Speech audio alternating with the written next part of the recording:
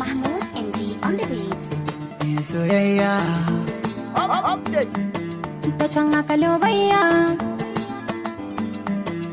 kallo ya koma sama.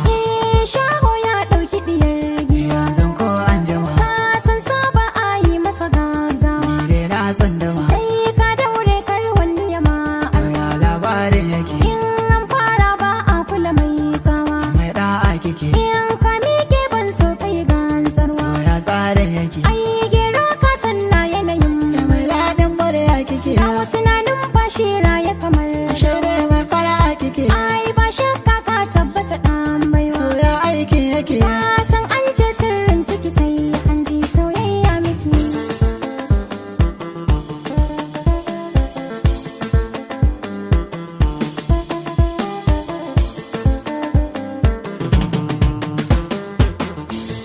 soyayya Ta can haka soyayya suke, lobayya ta nan haka lobayya ake, tarayya ta can sama tarayya ake, lobayya ta nan kasa lobayya ake. soyayya Ai mun ga soyayya guri-guri, mai laya daɗin miya magi da gishiri.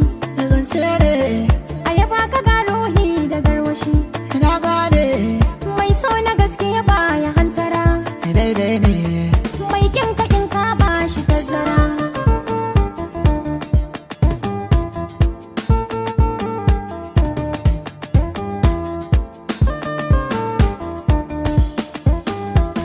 mai san ka so shi idan ya guje ka dangana kai hakuri Gwanin wani bani biya da gwanin mu raba ajalin katari. ke bani na baki irin manufar maguda ko da rinki fari Mu bar wa ilahu sanin baiwar da take a cikin gazali. idan da mana ruwa ba zai ci gwani ba Duk wanda yake ni ba za na bai usuri ba. ke bani na baki sun da ke maka saba Kadar kufa aiki na zauna bai ga gari ba. ki sha kurminki ba za mu yi rabuwa ba Ka ɗiba rabanka ka kyale mai makaru ba. kowa da gwaninsa ni dai da ke na ya arba Abun fahari ne a makashar ka binne.